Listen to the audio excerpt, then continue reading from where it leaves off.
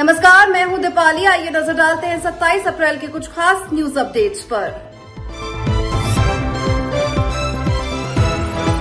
Donald Trump की 72 घंटे की धमकी, नहीं माना ईरान तो फट जाएगी तेल पाइपलाइन। डोनाल्ड ट्रंप ने चेतावनी देते हुए कहा कि ईरान के पास युद्ध रोकने और समझौते पर आने के लिए सिर्फ 3 दिन यानी कि 72 घंटे हैं। ट्रंप का कहना है कि अगर ईरान नहीं माना तो उसकी तेल पाइपलाइन धमाके के साथ फट सकती है। फॉक्स न्यूज के साथ एक इंटरव्यू में अमेरिकी राष्ट्रपति ने कहा, ईरान पर पाबंदी होने के कारण वो अपना तेल जहाजों में नहीं भर पा रहा है। ऐसे में पाइपलाइन के अंदर तेल का दबाव इतना बढ़ जाएगा कि वो अपने आप फट जाएगी। अगर ऐसा हुआ तो उसे दोबारा बनाना नामुमकिन होगा। हापुड़ में लगी भीषण सड़क आग, 8 फायर टेंडर मौके पर पहुंचे। उत्तर प्रदेश के हापुड़ के पिलखुवा इलाके में भीषण आग लग गई। कई दमकल की गाड़ियां मौके पर मौजूद है। Chief fire officer Ajay Sharma ने कहा, यहां एक झुग्गी बस्ती में आग लग गई। 8 फायर टेंडर की मदद से 40 झुग्गियों को बचाया गया। आग पास की 2 इंडस्ट्रियल यूनिट्स तक फैल गई है। आग पर काबू पाया जा रहा है। 8:55 से फायर स्टेशन पिलखुवा को सूचना मिली थी कि पिलखुवा में अर्जुन नगर में कुछ झुग्गी झोपड़ियां हैं, उनमें आग लग गई है। इस सूचना पर तुरंत फायर स्टेशन पिलखुवा की सभी गाड़ियां और फायर स्टेशन हापुड़ से सभी गाड़ियां मौके पर रवाना कर दी गई और मैं भी मौके घटनास्थल के लिए तुरंत रवाना हुआ। घटनास्थल पर पहुंचकर झुग्गी झोपड़ियों में आग लगी हुई थी, उनको तुरंत कंट्रोल किया गया और लगभग 40 के आसपास झुग्गी झोपड़ियों को बचा लिया गया है। बगल में 2 इंडस्ट्री होने के कारण, विंड डायरेक्शन होने के कारण उनकी तरफ को आग बढ़ गई और उसमें आग लग गई। उस आग को बुझाया जा रहा है। लगभग 8 गाड़ियां घटनास्थल पर आग बुझा रही हैं और जल्दी आग पर पूर्ण कंट्रोल कर लिया जाएगा। अभी तक कोई घायल या जनहानि की कोई सूचना नहीं मिली है। शेष कुशल रहा। केंद्रीय मंत्री धर्मेंद्र प्रधान बोले, बंगाल की जनता बना चुकी है बदलाव का मन। केंद्रीय मंत्री धर्मेंद्र प्रधान ने कहा, इस बार बंगाल की जनता भाजपा के नेतृत्व में सरकार बनाने का मन बना चुकी है। पहले चरण का मतदान हो चुका है, दूसरे चरण का मतदान 29 अप्रैल को होगा। उसमें कोई संदेह नहीं है। जब 4 मई को नतीजे आएंगे, भाजपा के नेतृत्व में सरकार बनेगी। देखिए, वो कुछ भी दावा करे, घबराहट उनके चेहरे पे सामने आ रहा है।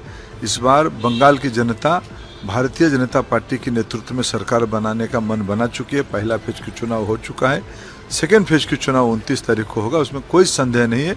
जब 4 मई को नतीजा आएगा, भारतीय जनता पार्टी की सरकार बनेगी।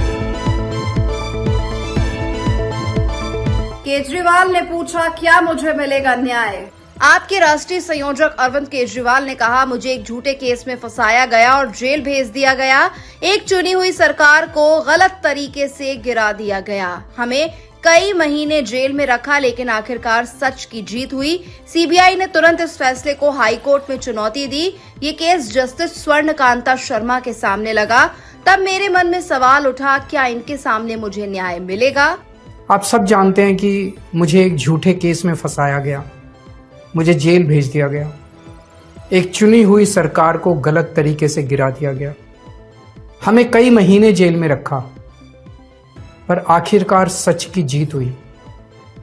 27 फरवरी को अदालत ने मुझे पूरी तरह निर्दोष घोषित कर दिया। कोर्ट ने कहा, केजरीवाल निर्दोष है, केजरीवाल ने कोई भ्रष्टाचार नहीं किया।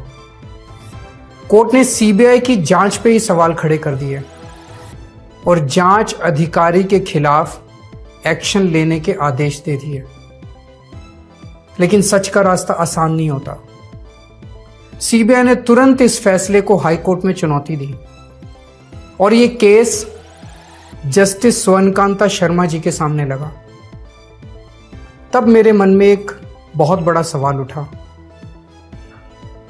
क्या इनके सामने मुझे न्याय मिलेगा? केंद्रीय मंत्री ज्योतिरादित्य सिंधिया बोले, मैं ऐसी माहौल में नहीं बैठता।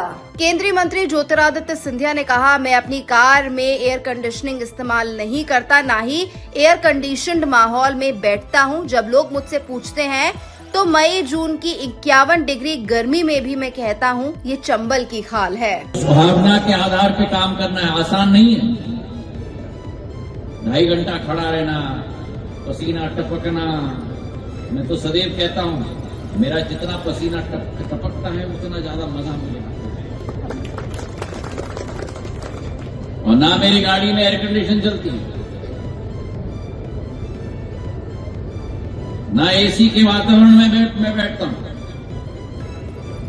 और जब लोग मुझसे पूछते हैं कि मई जून के माह में भी 51 डिग्री की गर्मी में, मैं कहता हूं कि ये चंबल की चमड़ी है। न्यूज अपडेट में फिलहाल इतना ही। मुझे दीजिए इजाजत। नमस्कार।